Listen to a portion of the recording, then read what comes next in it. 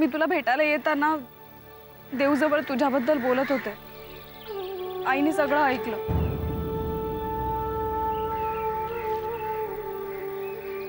मग आता काय करायचं? राज, आता जे काही करायचंय ते तुलाच करायचंय।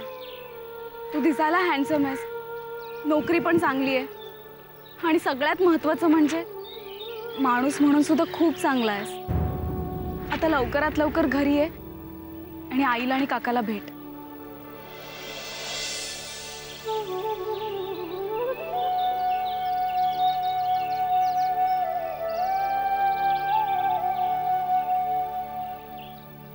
राज, मी काय विचारते, येशील ना आईला आणि काकाला भेटायला?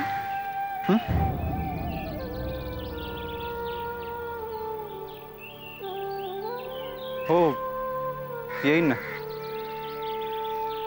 लवकरच येईन। Thanks Raj, I love you. I love you to.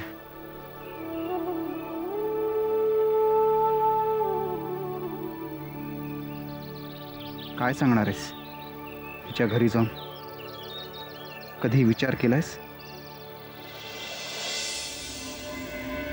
तून घेऊन त्यामध्ये पनीर? हे वांग्यात पनीर कसं? प्रतीक्षा, काकू, तुमच्याकडे तो पेइंग गेस्ट आहे ना, तो नक्की आहे कोण? नक्की कोण म्हणजे काय? राज? नाही म्हणजे त्याचं संपूर्ण नाव काय? कुठला आहे तो गाव? कुठलं त्याचं? आई वडील कुठे असतात त्याचे? आणि नोकरी करतो म्हणजे नेमकी कसली नोकरी करतो तो? नाही, पण हे सगळं तू का विचारतेस?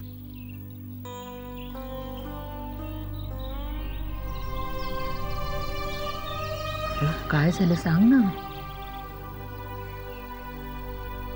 काकू, मुलं किती पटकन मोठी होतात नाही? आतापर्यंत आपण साक्षीला लहान समजत होतो,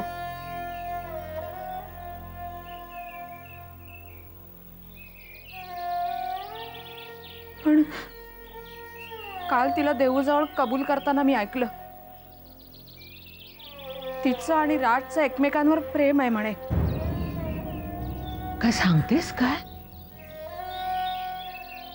साक्षी आणि राज? हो ना। अगं, तुझा काहीतरी गैरसमज झाला असेल। नाही हो काकू, मी माझ्या स्वतःच्या कानाने ऐकलंय। पोरीने विश्वासघात केला हो माझा। हे बघ, मुलं भावनेच्या भरात तशी वागली ना तरी तू काय ठरवलेस? अगं, त्यांच्यासारखी डोळ्यावर झापडं बांधून तुला निर्णय नाही घेता येणार। म्हणून तर त्याच्याबद्दल मी तुमच्याकडे एवढी चौकशी करतेय। कोण आहे हा राज? कुठला आहे? काहीच कळेना असं झालंय मला। राज?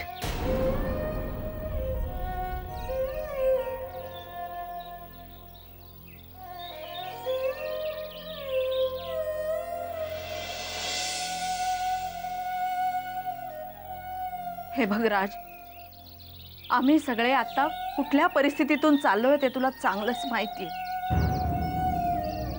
या परिस्थितीला तोंड देता देता नाकी नऊ आलेत आमच्या, आणि तशात माझ्या मुलींच्या बाबतीत जर तसं काही होणार नाही। तसं काही होणार नाही म्हणतोस? पण आम्हाला माहितीच काय आहे तुझ्याबद्दल?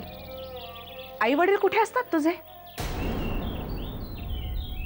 या जगात माझ्या स्वतःच्या नात्याचं असं कोणीच नाहीये। मी एकटाच आहे। काय? हो।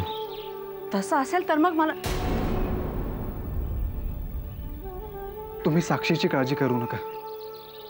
माझं साक्षीवर खरंच मनापासून प्रेम आहे। साक्षीची जेवढी तुम्ही काळजी घेताय तेवढीच तिची काळजी मीही घेईन। विश्वास ठेवा माझ्या। बोलणं सोपं असतं रे खूप, पण जाऊ दे, या विषयावर आपण नंतर बोलूयात। पण साक्षीला जे मी सांगितले तेच तुलाही सांगते. तुम्ही दोघांनी सांभाळा स्वतःला. अशी वेळ येऊ देऊ नका की ज्यामुळे घराची आबरू.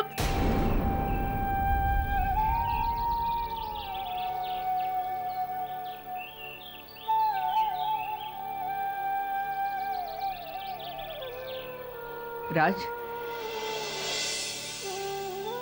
तुझं माझं रक्ताचं नातं नाहीये. आपली ओळख होऊन खूप दिवस झालेत असंही नाहीये. तरीही मी तुला माझ्या मुलासारखं मानलं. काकू, हे बघ, देशमुखांचं घर हे माझं एकमेव हक्काचं घर आहे. साक्षी सण तुझं जमलं तर मला आनंदच होईल. पण तुझ्यातून असं काही घडलं आणि देशमुखांच्या घराला जर. काकू, अगं मुलगा मानतेस ना मला, मग तुला असं वाटतं की तुझ्या मुलाकडनं असं काही चुकीचं पाऊल पडेल म्हणून? एकीकडे तू मला आई म्हणतोयस आणि हे सगळं माझ्यापासून लपवलंस का?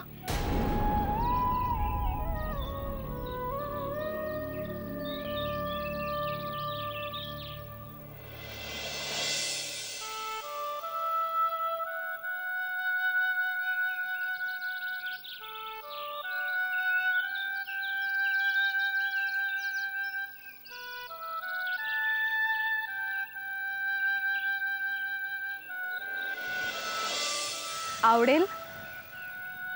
नाही आवडणार. आवडेल?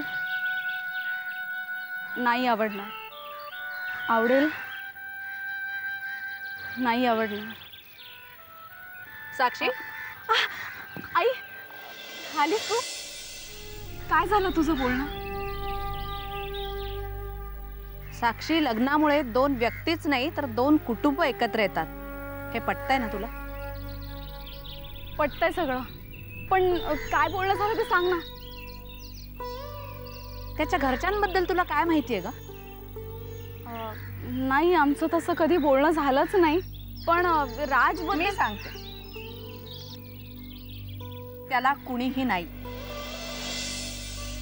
हे बघ, उद्या तुमचं लग्न झालं आणि त्याचं वागणं बदललं तर कुणाला जबाबदार धरायचं आम्ही? आई, आई, अगं पण तो तसं वागणारच नाही ना. प्रेम करतो ना तो माझ्यावर. आणि लग्नानंतर पुढे काय होईल याची तू काळजीच करू नकोस. पुढचं सगळं मी सांभाळून घेईन, अगदी सगळं. नंतर नाही, आताच तुला स्वतःला सांभाळायची गरज आहे. खूप घाई करतेस तू साक्षी. आई, आई अगं तू मला सांगितलंच नाहीस. तुला राज आवडला ना?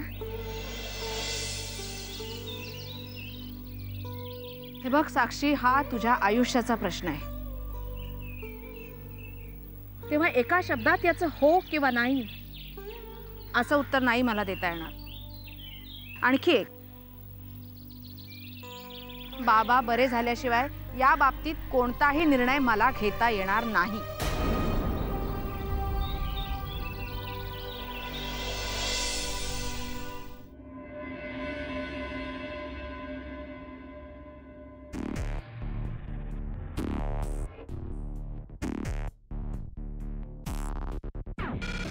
काय प्रकार आहे? कोण आहे देवयानी? तिच्यासाठी कंपनीच्या कामातून लक्ष काढून तुम्ही आमचं लाखोचं नुकसान केलं. मॉल बांधायचा प्रस्ताव नाकारून सिम्पसन इंटरनॅशनल समोर आम्हाला तोंडघशी पाडलं. शाळेत जायला तुम्हाला विरोध केला म्हणून आमच्याशी उभा दावा मांडलात. कोण आहे कोणी? एक सामान्य शाळा मास्तरीण ना? भैयासाहेब, पेपरमध्ये आलेली बातमी वाचून एव्हाना आमच्यात काय नातं आहे याचा अंदाज तुम्हाला आला असेल. शक्य नाही. ही मुलगी या घरात येणं शक्य नाही. भैयासाहेब, जिला तुम्ही मामूली शाळा मास्तरीण म्हणताय त्या मुलीवर आमचं प्रेम आहे. विक्रमादित्य, असल्या प्रेमाला आमच्या लेखी अजिबात किंमत नाही. Relax Bhaiyasaheb, relax. हा आमच्या आयुष्याचा प्रश्न आहे आणि त्याचा निर्णय तुम्ही इतक्या घाईघाईने नाही घेऊ शकत. प्रश्न फक्त तुमच्या आयुष्याचाच नाहीये, राजे शिर्केंच्या इब्रतीचा सुद्धा आहे. संयम भैयासाहेब, संयम. आत्तापर्यंत तुम्ही आम्हाला संयम राखायला सांगत होता, आता आम्ही तुम्हाला संयम राखायला सांगतो. भैयासाहेब, आमच्या या खऱ्या प्रेमातली खरी गोष्ट जेव्हा तुमच्या समोर येईल ना, तेव्हा मला खात्री आहे तुम्ही असं आम्हाला म्हणू शकणार नाही. इथे तुम्ही तुमच्या मनाप्रमाणे वागणार असाल तर चुकताय तुम्ही. तुमच्या मदतीला कुणीही येणार नाही, अगदी साईमा सुद्धा नाहीत. आम्हाला कोणाच्याही मदतीची आवश्यकता नाही आहे भैयासाहेब. आमचा आमच्यावर पूर्ण विश्वास आहे. ओव्हर कॉन्फिडन्स, आत्मविश्वास. भैयासाहेब, आज तुम्ही या पेपरमध्ये आलेल्या बातमीवरनं आम्हाला बोललात, पण भैयासाहेब, या पेपरवाल्यांनी आमचं खोटं चरित्र खूप मोठं करून यात छापलंय.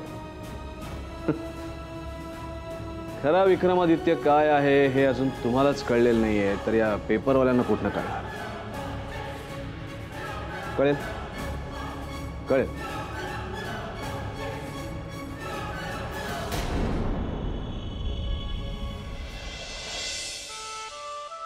आपल्या प्रेमाबद्दल आईच्या मनात नक्की काय तेच कळत नाहीये.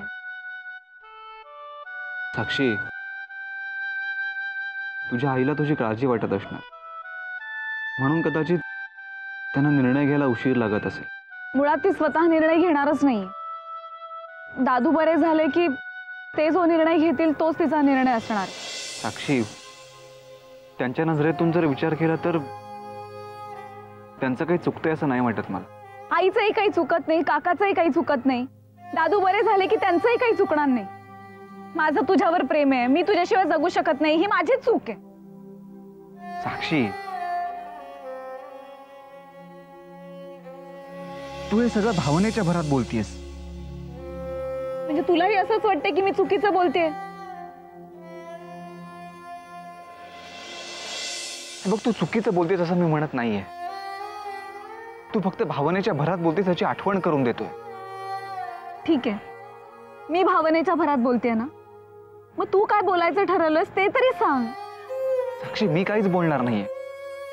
तुझ्या घरचे जे ठरवतील तेच आपल्यासाठी अंतिम असेल.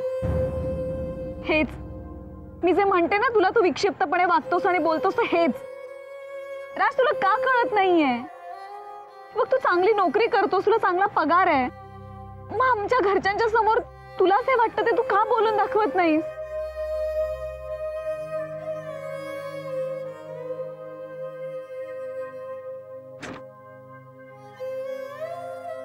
हे साक्षी, ऐक ना. हे बघ, त्या दिवशी जेव्हा तुझ्या आईने माझ्या घरच्यांविषयी मला विचारलं तेव्हा तेव्हा माझ्याकडे काहीच उत्तर नव्हतं. पण तेव्हा मला तुझी श्रीमंती कळली. तुझ्याकडे आई आहे, मोठी बहीण आहे, काका दादू आहेत, आणि मी हजारो रुपये कमवून सुद्धा तसा कंगालच आहे. आता याची जाणीव होण्याला जर तू विक्षिप्तपणा म्हणत असशील तर माझी काहीच हरकत नाही. राज, आय एम सॉरी. राज,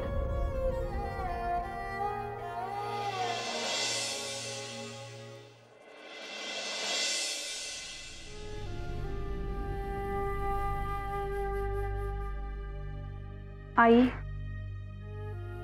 आई जेवून घे ना. भूक नाहीये ग मला.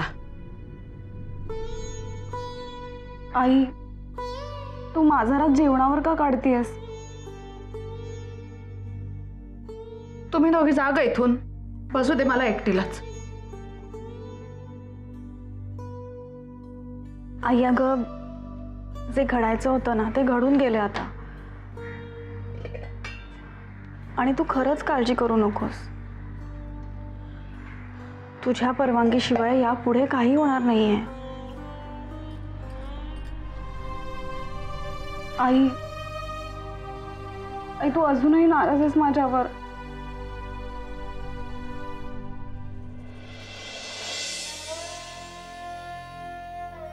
Please please.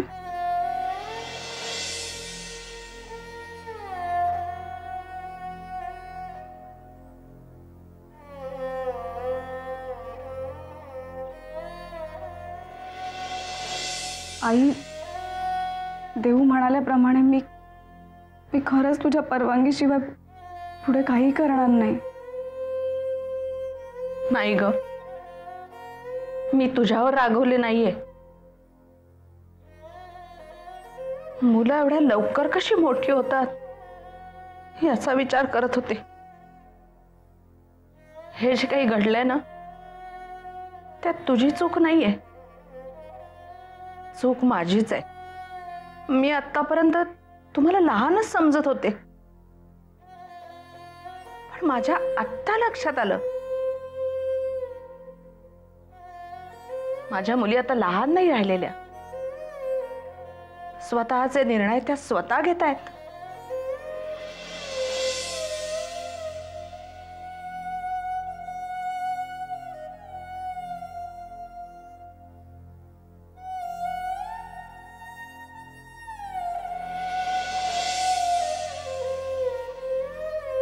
आई, माझी चूक झाली. मी तुला सगळं सांगायला हवं होतं, पण आई माझ्यावर विश्वास ठेव. मी तुला खरंच सगळं सांगणार होते ग. कधी? योग्य वेळ आल्यावर. योग्य वेळ? माझ्याशी बोलायला? अगं, आईशी बोलायला प्रत्येक वेळ ही योग्यच असते, हेही विसरलीस तू? Sorry I.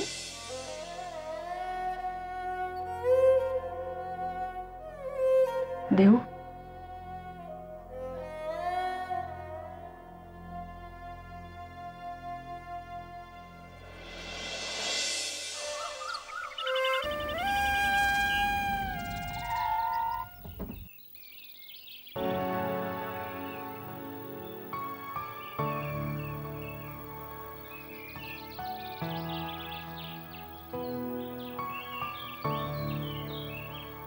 देवानी,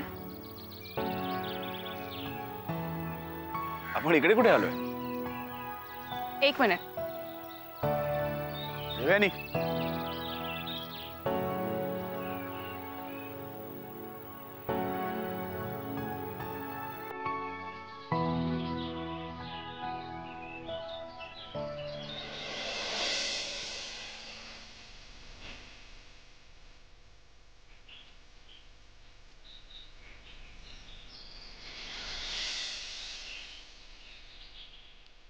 देवा, न मागता सुद्धा तू बरंच काही आम्हाला दिलंय, देतोय.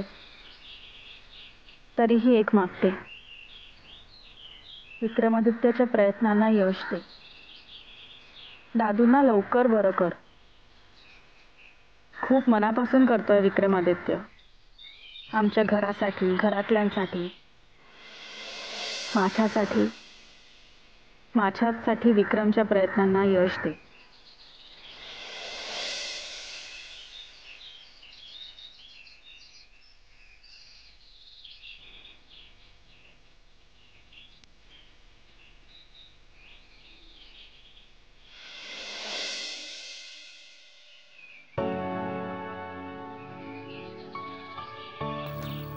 हे घे.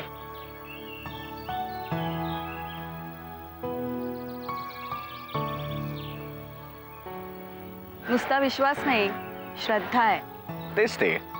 तेच ते कसं? दोघांमध्ये फरक आहे. काय फरक आहे? विश्वास ठेवला जातो आणि श्रद्धा जपली जाते, असं नाही वाटत? खरं तर आजपर्यंत काहीच वाटलं नव्हतं आम्हाला, पण आता नाही. आता वाटतंय. चल निघूया. हां.